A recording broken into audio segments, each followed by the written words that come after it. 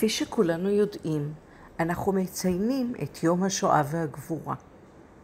עם דגש על המילה גבורה, אני רוצה לספר לכם את סיפורה של משפחתי, משפחת פליישמן, כפי שכתב ביומנו אבי לואיג'י יהודה פליישמן, זיכרונו לברכה, אשר היה חבר מושב כפר ורבורג כמעט 50 שנה. את הציורים צייר אבי בזמן המלחמה.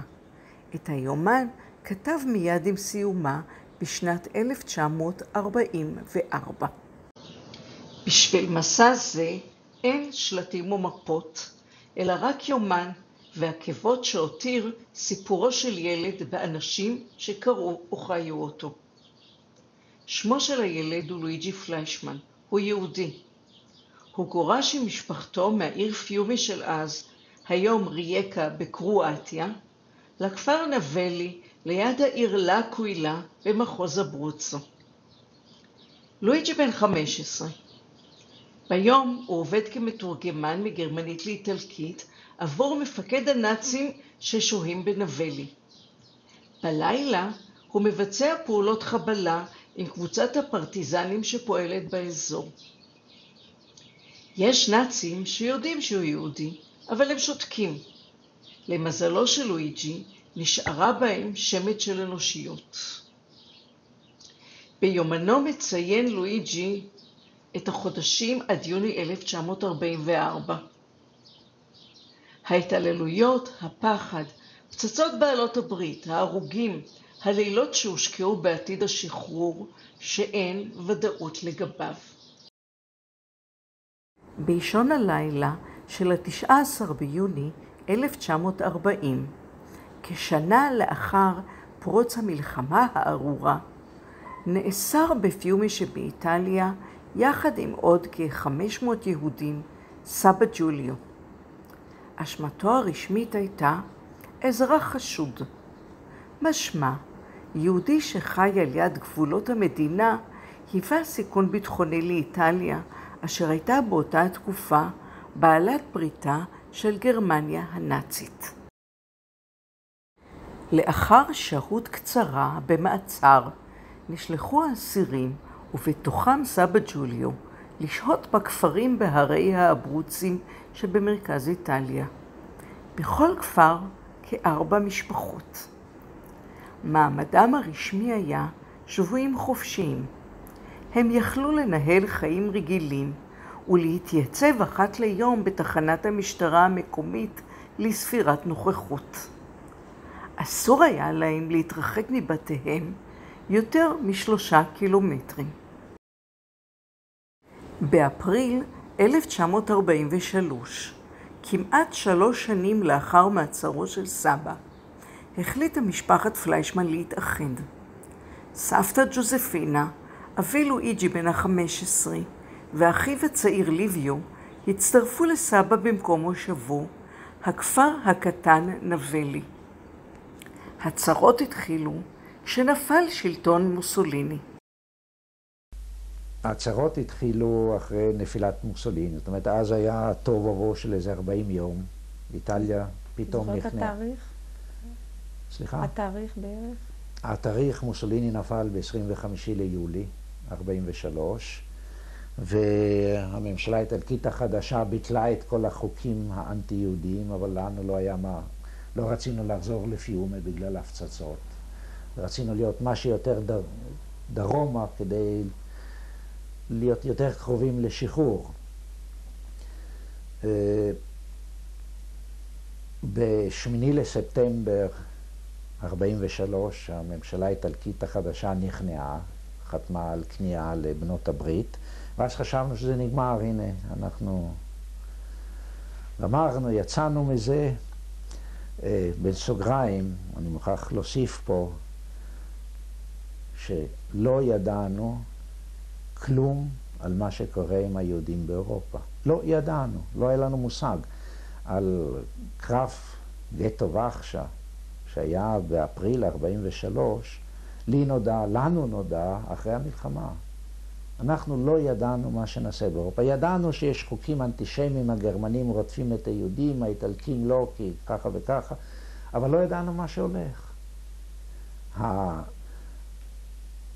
החנק של הצנזורה היה כל כך חזק, או הפחד היה כל כך גדול, שמאזורים כמו פולין או רוסיה, שם היו כל המחנות ההשמדה, שום דבר לא הסתנן החוצה. ואם הסתנן משהו, זה התקבל בצורה כל כך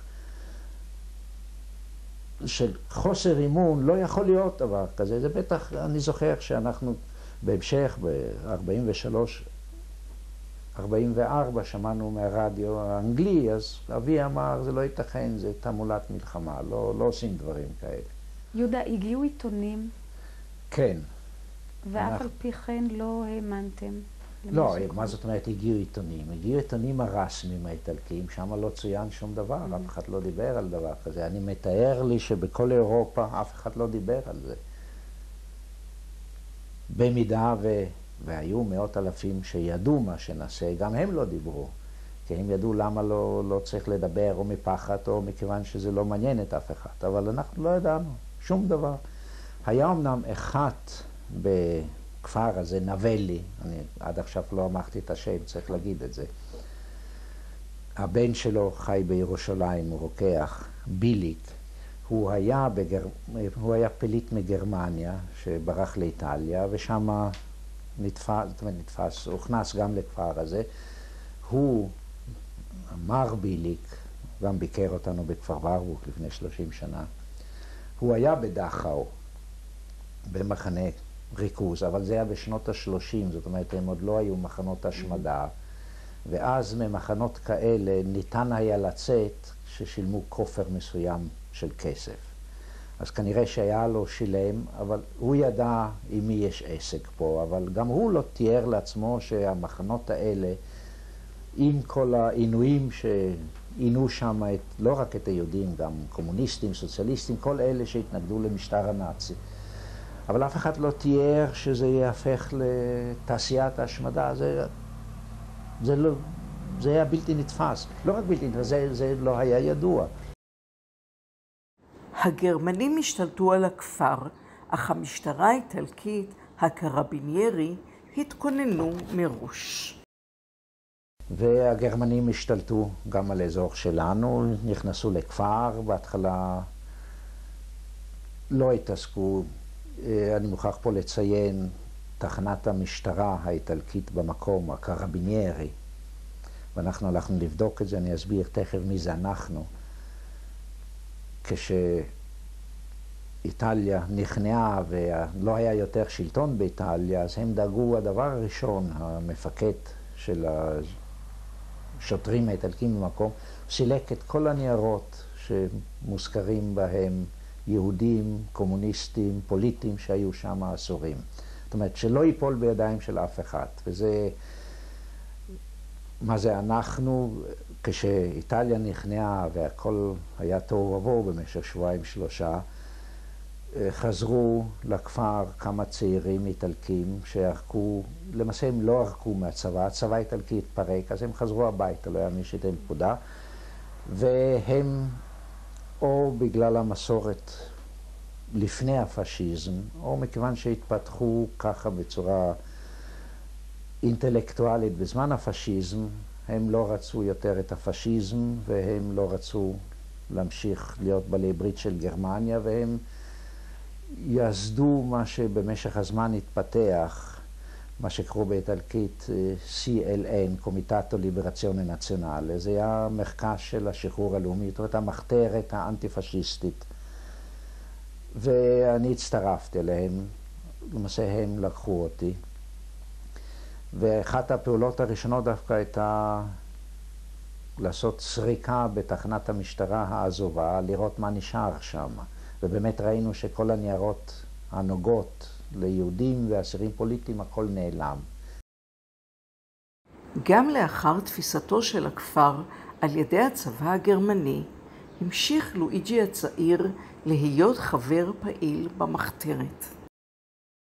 ואתם המשכתם עדיין בפעילויות של המחתרת עם הקבוצה הזאת? כן, כן, כן. אנחנו המשכנו. הפעילות הזו בהתחלה הייתה מאוד מצומצמת, מכיוון שהם קיבלו גם עצות, והעצות היו טובות, שלא היה שום טעם בשלב זה ובמצב כזה לעשות שום דבר, כי ממילא זה לא היה מועיל, זה היה כבר חורף, זה היה רק גורר מעשי תגמול נוראים מטעם הגרמנים, מצד הגרמנים, כי זה היה כתוב על כל קיר, הם הדפיסו שם, הם הדביקו כרזות שהיה כתוב על כל גרמני שנפגע, אנחנו נוציא להורג 100 איטלקים, והם עשו את זה במקומות אחרים. ככה שהפעילות התרכזה במיוחד בעניינים פוליטיים, זאת אומרת, וההשפעה הקומוניסטית הייתה מאוד חזקה אז, כי באמת הם ראו שהקומוניסטים הם היחידים שמאה שנות ה-30, או אפילו מאה שנות ה-20, בהתמדה, לוחמים נגד הפשיזם והנאציזם. מה קרה להם אחר כך, לא יודע, אבל זה היה אז הרוח, והרוח הייתה מהפכנית, זאת אומרת, אנחנו נשנה את העולם, זה ידוע, נו. והפעילות הגדולה, והיא הייתה באמת מועילה, זה היה החלק השני, עזרה וסיוע לשבויי מלחמה בריטים ואמריקאים שברחו. כי מה קרה? כשאיטליה חתמה על כניעה, משום מה בהסכמי שביתת נשק עם בנות הברית שכחו שיש איזה 150,000 שבויים אנגלים ואמריקאים באיטליה. משום מה עד היום קראתי בהרבה ספרים, לא יודעים איך זה שהתעלמו מזה. חלק מהם נתפסו תקף על ידי הגרמנים בחזרה, חלק מהם שהיו קרובים לגבול השוויצרי בצפון איטליה, הצליחו לעבור לשוויץ, וחלק גדול התחיל ללכת ברגל בבגדים אזרחיים, קיבלו סיוע מאזרחים איטלקים בכפרים קטנים, בערים, וניסו לעבור את הקווים. והגיעו גם לנבלי? הגיעו הרבה לנבלי, אחר כך יותר מאוחר עשינו ממש ריכוז מהם, מקום עם רופא, אנגלי גם. הגיעו לנבלי ואנחנו היינו מוסרים להם מפות ועוזרים לעבור להם בין אי אפשר להגיד שהגרמנים היו מאוד שמחים באזור הזה. מי שהכיר את האזור היה תמיד מוצא דרך איכשהו לעבור. היינו מלווים, אני בעצמי לוויתי הרבה פעמים כמה קילומטרים דרומה, ושם היו מעבירים אותם יותר דרומה. בינואר 1944 התחילו יחידות האס-אס לחפש את היהודים בכפרים. בינואר קיבלנו אזעקה.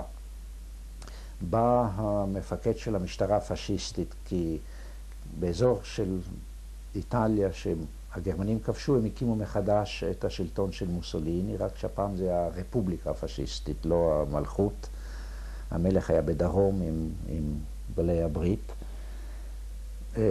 בא הקומיסריו של המשטרה בעיר המחוז אקווילה, דנרדיס, והוא עשה סיבוב בכל הכפרים, הוא ידע איפה יש יהודים, כי הוא זכר בדיוק איפה הוא השאיר אותם כשנפל לשלטון. 120 או 125 משפחות, והוא נסע כל אחד עם האוטו הישן שלו להזהיר אותם, תסתלקו מכיוון שהגרמנים מתכננים לנקות את השטח מיהודים. מתוך היומן, פברואר 1944. אמא חזרה מאקווילה רועדת מפחד, בעקבות התקרית המבהילה והמסוכנת שחוותה יחד עם גברת דגן. השתיים שוחחו באחד הרחובות עם אישה יהודייה, כאשר שני רפובליקנים לאומנים פשיסטים, אשר ערכו סריקה ברחובות למצוא יהודים, ניגשו אליהן. השניים אסרו את האישה בו במקום. אחד מהשניים הצביע על אמא ועל גברת דגן ושאל את חברו, ומה עם אלה? חברו ענה לו, לא, תן להן ללכת. אמא מצאה באותו הלילה מסתור במנזר, ולמחרת חזרה הביתה במהירות האפשרית. תקרית זו הכניסה אותנו לחרדה ולכוננות. בא חורף, והידיעות התחילו להשתנן יותר ויותר, שהולכים לעצור את היהודים בכפר סמוך, קפיסטרנו, זה איזה 7 קילומטר, גר איזה משפחה אני זוכר את השם נוסבאום. ויום אחד באו אס ולקחו אותם, ולא שמענו מהם יותר. אבל הם גם לא דאגו לעשות שום דבר, לא... ב-21 לפברואר 44, זה היה שלג חצי מטר גובה, בא פתאום הקומיסריו מאקווילה, דנרדיס, ואומר, תסתלקו, כי אני נשלחתי עם 2 מסעיות של אס לעצור אתכם. אני הצלחתי לנסוע יותר מהר, הם פה מאחוריי, תסתלקו, בעוד חצי שעה הם יהיו פה. האיש הזה שיחק עם החיים שלו ושל המשפחה שלו, מכיוון שפה לא היו חכמות אצל הגרמנים. אתה זוכר את שמו? דנרדיס. דנרדיס. והתחיל להיות ויכוח בבית, מה עושים? אמרתי, תבוא איתי, יש לי דרך עם המחתרת. לא, מה אנחנו... אמרתי, אתם מחליטים ככה, אני מסתלק. זה היה קצת אולי לא כל כך משפחתי, אבל קפצתי מהחלון לתוך השלג, ברחתי לחברים של המחתרת, והם החליטו להוציא אותי החוצה, אבל הכפר היה כבר מוקף. חלק היו אס, חלק היו חולצות שחורות, הרפובליקנים, הפשיסטים. אז אנחנו עוברים בחלק העליון של הכפר, אז פתאום תופסים אותי, מעמידים אותי לקיר, ואומרים, חכה פה, אתה לא מפה, אז מישהו, איזה טיפש מהכפר אומר, לא, הוא לא מפה, בלי כוונה. אז 2 החבר'ה של המחתרת שהלכו איתי, התרחקו קצת. אז המזל היה שזה היה פשיסט איטלקי ולא איש אס. הוא אומר לי, בעוד כמה דקות תתייצב בבניין העירייה, שם אני אקח אותך. אמרתי, בסדר, וברגע שהוא סועד את הראש, ברחנו לאיזה כפר סמוך שקוראים לו צ'יוויטה-רטנגה, ושם תכננו לתקוף את המשאיות במידה והם ייקחו את האנשים כדי לשחרר. היה לכם קצת נשק? כן, היה לנו נשק. עד היום אני יכול להגיד לך 3 מכונות ירייה קלות, 6 תת-מקלעים ו16 רובים ו60 רימוני יד. זה היה הרבה. זה לא היה מחזיק 10 דקות, אבל זהו. ואנחנו חיכינו, אבל בסוף התברר שהם לא מצאו אף אחד. כי בא השוטר של הכפר ולקח את אבא ואמא ואת אחי, הסתיר אותם אצלו בבית. 2 המשפחות היהודיות האחרות מצאו מסתור אצל העיקרים איפה שהם גרו, ככה שלא מצאו אף אחד, הם רק ריכזו את התושבים בכיכר, ועשו להם נאום יפה, שאם יתברך שנתתם מסתור ליהודים ולאנטיפשיסטים, אנחנו על כל יהודי שהסתרתם ניקח 100 ונעמיד אותם לקיר ונפוצץ את הבתים, אז אמרו כן, כן, כן. חשוב לספר שהתושבים המקומיים לא שיתפו פעולה עם הגרמנים. יותר מזה, האמיצים שבהם לא היססו לסכן את חייהם ואת חיי משפחותיהם בכדי להציל את היהודים שבקרבם. מתוך היומן, 6 במרץ 1944. לפני כמה ימים, קצין המשטרה הזהיר אותנו שהנאצים החליטו שוב לחפש אותנו. הפעם יחד עם יחידת הצבא הגרמני, שהיה הרבה יותר יסודי ומחמיר מהאיטלקים הפשיסטים.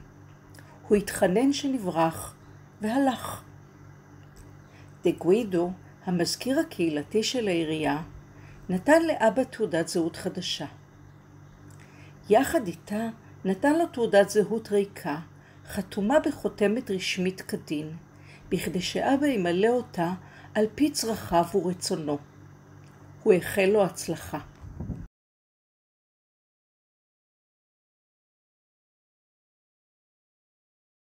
תוך היומן, 21 באפריל 1944.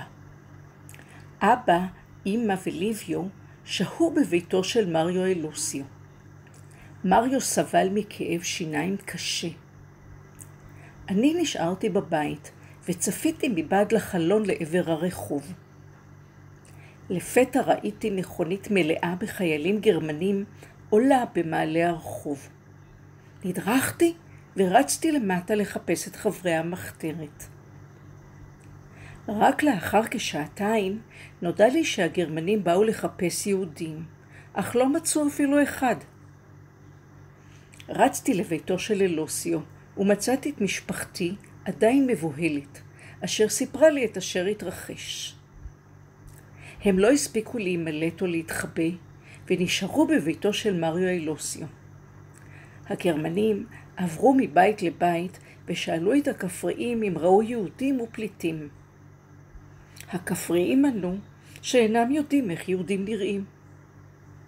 מריו, שפניו היו נפוחות בגלל השינה הכואבת, התהלך בחדר מצד לצד, ואילו עורך דין סנטוצ'י ישב עם אבי ליד השולחן, כאשר נכנסו הגרמנים ושאלו אם מישהו מהם הכיר את מר פליישמן, יהודי מבוקש עם שפם ומשקפיים. עורך דין סנטוצ'י הסתכל על אבא והשיב להם, מה אתם רוצים? לאיש הזה גם יש משקפיים ושפם, אבל הוא לא יהודי, וקוראים לו מר פיקולי. במשך כל הזמן הזה המשיך מריו אלוסיו לצעוק מכאב ולהלך בחדר מצד לצד. והזהירו אותנו מהכומר בכפר, כי אמרו שהוא משתף פעולה עם הגרמנים. אז באמת כמה פעמים מהחלון של הבית שלנו ראינו את הכנסייה שהייתה יותר נמוכה, היו באים בערב גרמנים, קצינים מהמכוניות, והיינו שומעים שם מוזיקה וצחוק ושירה. אז הסתייגנו מהכומר עד חג הפסחא, זה היה כבר אפריל 44. והיה נהוג אז, אני לא יודע מה זה היום, שבחג הפסחא, לפני חג הפסחא, כומר עובר בכל בית ומברך את הבית, והעיקרים נותנים לו תמורה סלסלה עם ביצים, קצת גבינה, קצת מה שיש, מזה הוא חי. והוא הגיע אלינו, אז אבא אומר, שייכנס שיברך, מה אכפת לי? ברכה זה ברכה, לא להתחיל להתעסק עם איש כזה שיש שמועות שהוא משתף פעולה עם הגרמנים. אז שהגיע אלינו הביתה, הוא עשה את הברכה, אחר כך הוא שלח החוצה את העוזר הקטן שלו, ניגש אלינו, הרים את הסמלה שלו והוציא לנו סלסלה של ביצים ולחם, אומר, אתם צריכים את זה יותר ממני. כעבור שבועיים בלילה קיבלנו אזעקה, אז אנחנו ברחנו למעלה על ההר, והייתה שריקה של האס-אס, והתברר לנו למחרת שהם עצרו את הכומר, מכיוון שגילו בכנסייה מכשיר קשר, שדרכו הוא היה מוסר ידיעות לבנות הברית מעבר לחזית. זאת אומרת שכל השיתוף פעולה שלו עם הגרמנים זה למעשה זה העמדת פנים, ואני לא יודע מה היה הסוף שלו, אני מתאר לי שלא טוב. בחודש מאי 1944 התחילו בעלות הברית את המתקפה על שחרור איטליה מידי הגרמנים. וזה כבר היה מאי, בעלי הברית התחילו את המתקפה שלהם. אז אנחנו נכנסנו לפעולה ממש בצורה גלויה, תקפנו את הכפר, שחררנו את שני הכפרים, אפילו תפסנו תותח גרמני, לא ידענו מה לעשות איתו, כי לא הייתה תחמושת ואף אחד לא ידע מה עושים עם תותח, אבל תפסנו אותו. אחר כך חתכנו את הכביש הראשי, את דרך הנסיגה העיקרית של הגרמנים, החזקנו ממש שמה יומיים, עד שהצלחנו ליצור קשר עם החלוץ הבריטי, ואני הייתי, עברתי, פגשתי את הבריטים הראשונים, וככה שוחררנו. מתוך היומן, 16 ביוני 1944. קיבלתי מהמחתרת פקודה להצטרף לכוחותינו מדרום. צוידתי באופניים לצורך ביצוע המשימה.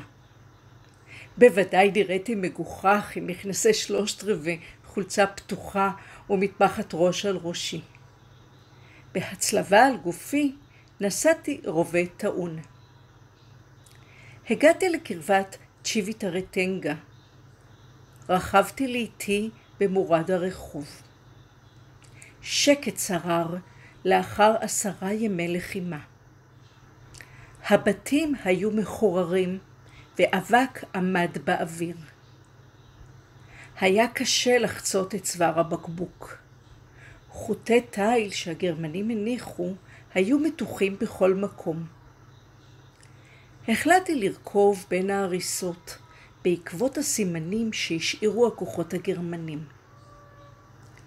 כשהתקרבתי לנבלי, נשמעו קולות פיצוץ עזים. נבהלתי. לפתע ראיתי מולי על הכביש חיילים במכנסי חקי קצרים וקסדות. הבריטים. קפצתי מהאופניים, ואת 100 המטרים האחרונים גמדתי בריצה. נופל ממש לזרועות הקצינים הבריטים. כמעט ויצאתי מאורי מרוב שמחה. סוף סוף הייתי בקרב כוחות השחרור. כחלק ממשימתו כחבר פעיל במחתרת, הצטרף לואיג'י אבי לכוחות השחרור הבריטים, הדריך וליווה אותם באזור, וסייע להם בשחרור הכפרים מידי הכיבוש הגרמני. בערבו של אותו היום, ב-16 ביוני 1944, התאחד שוב עם משפחתו ששהתה עדיין אצל משפחת אלוסיו. למחרת, עם תום המשימה, חזר למפקדת המחתרת. הרי היו עוד מקומות אליהם היה צריך להביא את בשורת השחרור.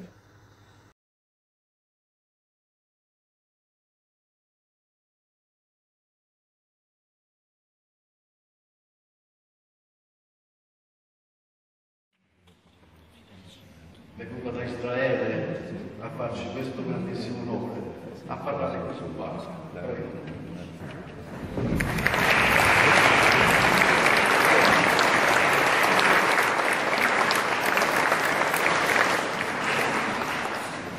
Buongiorno a tutti. Sono molto emozionata di parlare di fronte a tutte voi. Al nome delle famiglie Fleischmann, Deghe Dagan e Billy, per celebrare la famiglia Conte che oggi viene insignita quale giusta fra le nazioni. La famiglia Conte e in particolare il loro vice comandante Antonio Conte e suo fratello Natale Conte hanno aiutato, nascosto e quindi salvato mio padre Luigi Fleischmann insieme ai miei nonni Giuseppina e Giulio e a mio zio Livio, oltre alla famiglia Deghe Dagan, Rachela, Samuel e i loro figli Manfred e Anzio, e alla famiglia Billy, Berta, Emanuele e il loro figlio Manfred.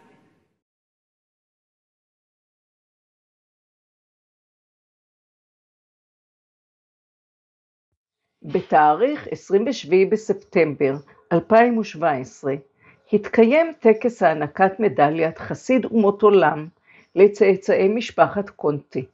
אנטוניו קונטה, סגן מפקד הפרטיזנים, ואחיו נטלה קונטה, אשר עזרו, הסתירו ולאחר מכן הצילו את אבי לואיג'י פליישמן ביחד עם סבי ג'וליו, סבתי ג'וזפינה ואחיו ליביו.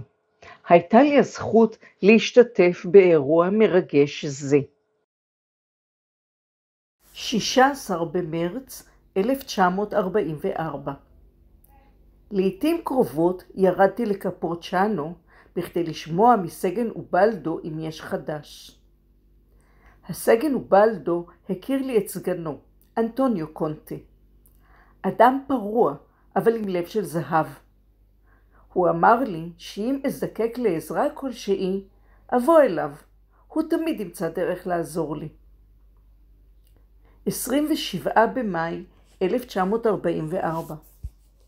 אבא ואני ברחנו לקפורצ'אנו ומצאנו מחסה בביתו של נטלה קונטה, אחיו של אנטוניו.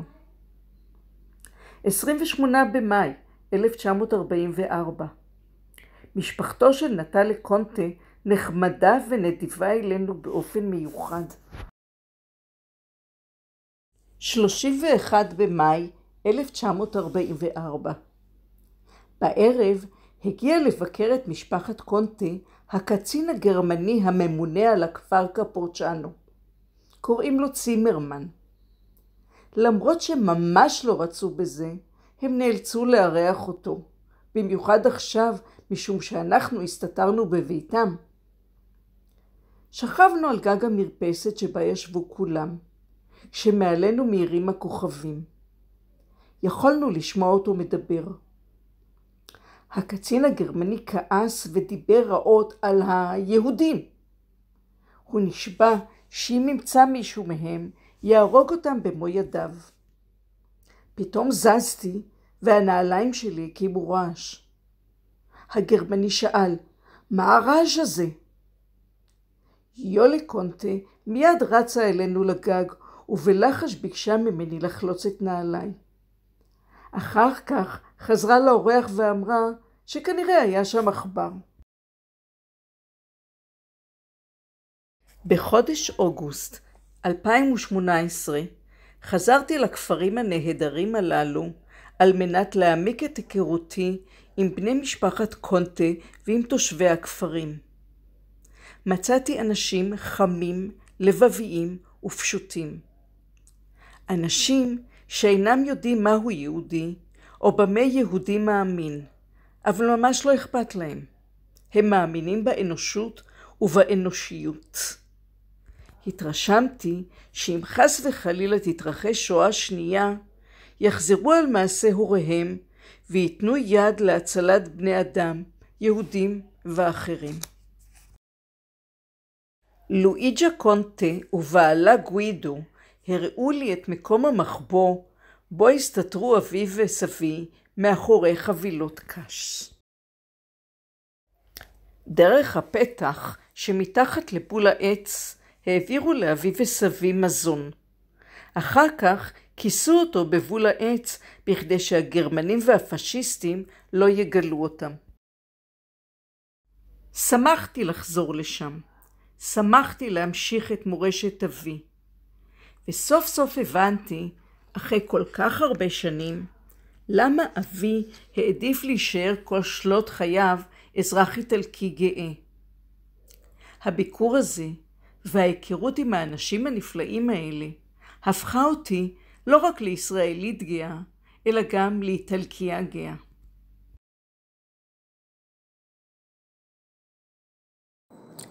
בתאריך 3.3.2022 היו לי הכבוד והזכות להשתתף בשנית בטקס הענקת התואר חסיד אומות העולם, הפעם לילדיו של קומיסריו מריו דנרדיס עליו סיפר אבי בעדותו. תפקידו הרם כמפקד הבולשת של המשטרה הפשיסטית במחוז לאקווילה לא מנע מקומיסריו דנרדיס לפעול תוך סיכון עצמי שלו ושל ילדיו הקטנים שהיו כבר אז יתומים מהם.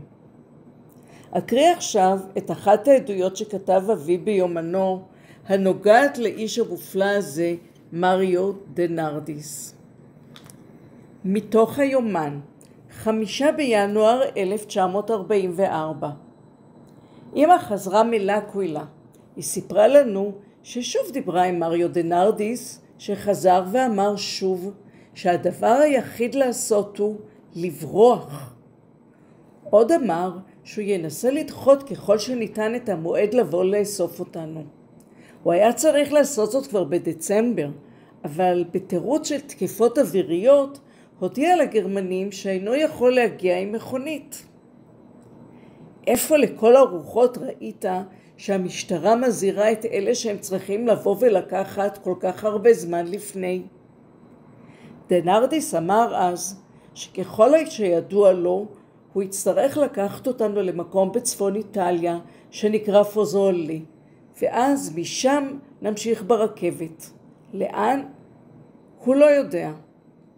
אבל בזמנים אלה, לאן נוכל לברוח? דנרדיס הבטיח לנו שלעת עתה הוא לא יבוא.